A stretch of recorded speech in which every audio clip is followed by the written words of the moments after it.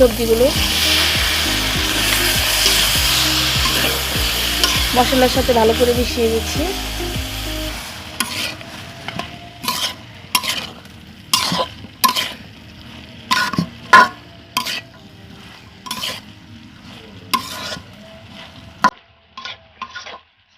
ডেকে কষিয়ে নিচ্ছি, ডেকে দিচ্ছি। আমাদের বাসায় আমি ডিপ ফ্রিজে কিছু আম রেখেছিলাম, আমগুলোকে আমি ছিঁড়ে পিস পিস করে রেখেছি। সেই আমটা দিয়ে আমি ডালটা রান্না করব, সিজন ছাড়া আমের ডাল। এখানে আমি 4 পিস আম নিয়ে নিয়েছি, এটা আমি ডালে দিয়ে দিচ্ছি।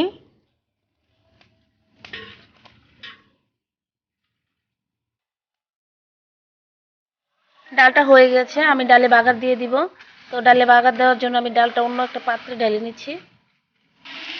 এখানে বেগুন আলুর তরকারিটার মধ্যে কষানো প্রায় হয়ে গেছে, আমি এখানে অল্প একটু পানি দিয়ে দিচ্ছি।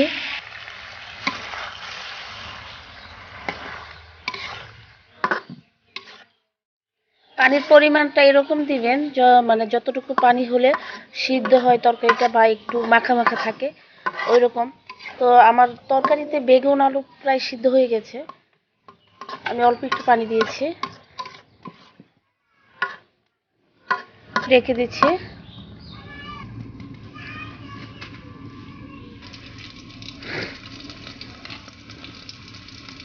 এখানে আমি ডালটা বাগার দিয়ে দিচ্ছি, তেল দিয়েছি, রসুন কুচি দিয়েছি।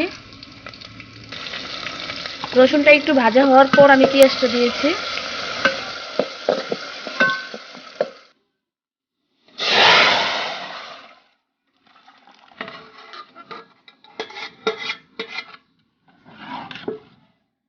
ডালটা বাগার দেওয়া হয়ে গেছে, এখন ঢেকে দিচ্ছি।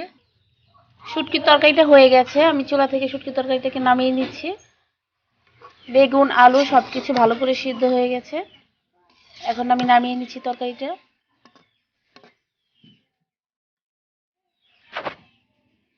এখানে আমি অল্প কয়েকটা আলু সিদ্ধ করে নিয়েছি। এখানে কিছু আমাদের ছাদের গাছের টমেটো আছে, গাছটা মারা গেছে, তো সেই টমেটোগুলো উঠিয়ে রেখেছিল। এই টমেটোগুলো মানে একটু টক হয়, দেশি টমেটো। এই টমেটোগুলো দিয়ে আর আলু দিয়ে আমি একটা মজাদার তরকারি রান্না করব, সেটা আসলে খেতে খুবই ভালো লাগে। এখানে কিছু টাটকা মাছ আছে, নদী থেকে মাত্র ধরা, সেই মাছগুলো দিয়েই আমি এই মাছের ঝোলটা রান্না করব। খেতে কিন্তু খুবই ভালো লাগবে, টাটকা মাছ দিয়ে মাছের ঝোল। এখানে অনেক ধরনের মাছ আছে, মানে পুঁটি মাছ, চিংড়ি মাছ, আরও 2-1 পদের মাছ আছে। এই মাছটা দিয়ে আমি মাছের ঝোলটা রান্না করব। মাছটাও অল্প আর আমি আলুটাও অল্প নিয়েছি। আর এখান থেকে দেখে দেখে আমি টমেটো কেটে নেব।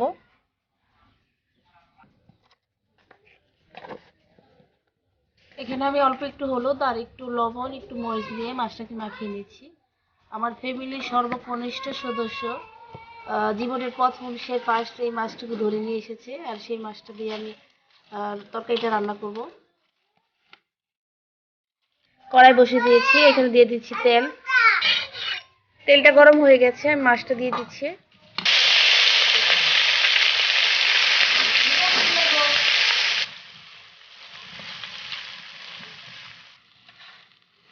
কড়াইতে তেল গরম করে আমি পেঁয়াজ দিয়ে দিয়েছি, পেঁয়াজটা আমি হালকা ভেজে নিচ্ছি। দিয়ে দিচ্ছি 1/2 চামচ আদা ও রসুন বাটা, আদা ও রসুন একসাথে বাটা সমান পরিমাণে আছে।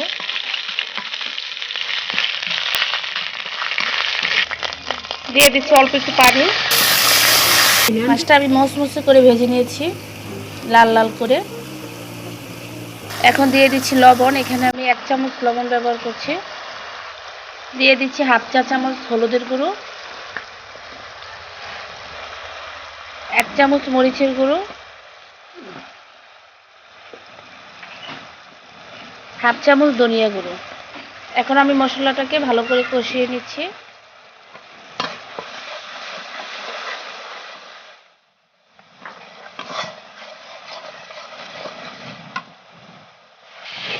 মশলাটা কষানো হয়ে গেছে, এখন আমি আলু আর টমেটো দিয়ে দিচ্ছি।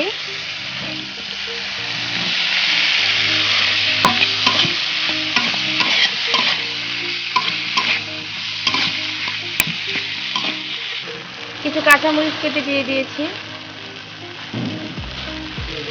আলু বেগুন সবকিছু ভালো করে কষিয়ে নিয়েছি। আলুটা কিছু সিদ্ধ করে নিয়েছিলাম আগে থেকে এবং একটু চিপে ভেজে দিয়েছিলাম, যে কারণে আলুটা গলেই গেছে, টমেটোটাও গলে গেছে। এখন আমি দিয়ে দিচ্ছি ঝোল। এখানে আমি 2 কাপ পরিমাণ পানি ব্যবহার করব।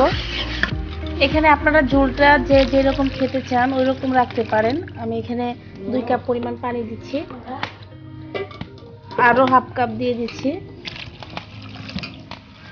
এদিকে আমার ভাতটাও মোটামুটি হয়ে গেছে। এখন আমি মাছগুলো দিয়ে দিচ্ছি।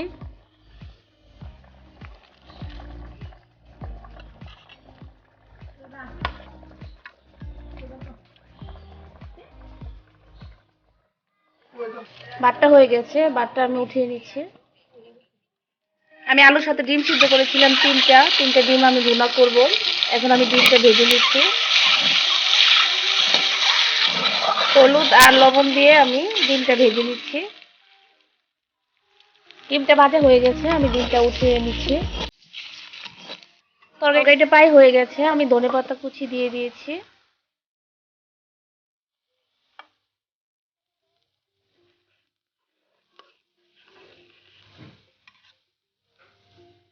দুই মিনিট পর আমি তরকারিটা উঠিয়ে নেব। 2 মিনিট আমি ঢেকে দিচ্ছি।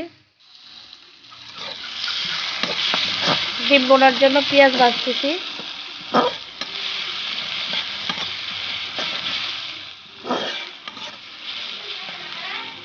দিয়ে দিচ্ছি 1/2 চামচ আদা ও রসুন বাটা। দিয়ে দিচ্ছি অল্প একটু পানি। দিয়ে দিচ্ছি 1/2 চা চামচ হলুদের গুঁড়ো, 1/2 চা চামচ মরিচের গুঁড়ো, 1/2 চা চামচ ধনিয়া গুঁড়ো,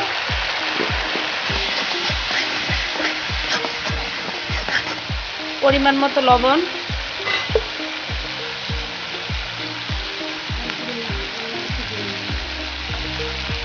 অল্প একটু জিরের গুঁড়ো। ডিম বোনার মশলাটা কষানো হয়ে গেছে, আমি এখানে অল্প একটু পানি দিয়ে দিচ্ছি। ঝোলটা একটু ফুটলে আমি ডিমগুলো দিয়ে দিব। এখন একটু রেখে দিচ্ছি। ডিম দিয়ে দিয়েছি, একটু নেড়ে ছেড়ে দিচ্ছি।